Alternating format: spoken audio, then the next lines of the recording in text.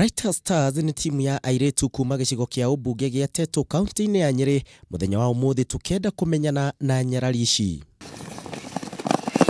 Timu ino yathondekirwo mwaka muhituku na kuria Nyarari ici cicamanagia haha ro muthenya kiharo-ini gia Gicira kuhurana na witikio wa mubira wa maguru ati ubatio guthakwo no imwana tu.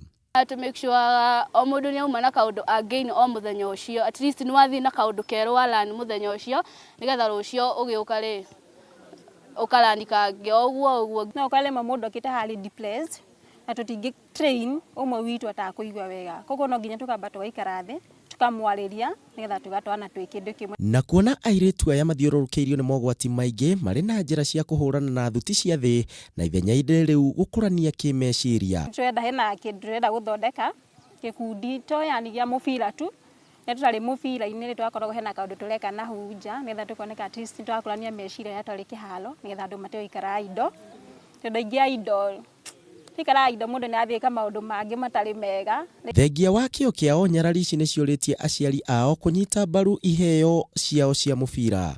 Ciari rimwe ni matuimaga rutha ate ukorio no mubira kwari urathie mana tukaga ugu kiharo giki then rimwe ni tuceragirwo riu muciari agathia kurakariire tutile conscious go train tuthia kurogota cuba tukarukala cuba kiharo nicio traina nacio challenge cia kiharo iki ni nene tondu ona akwa ni mai gutire na changing room kioro at least ona guka kioro gutire.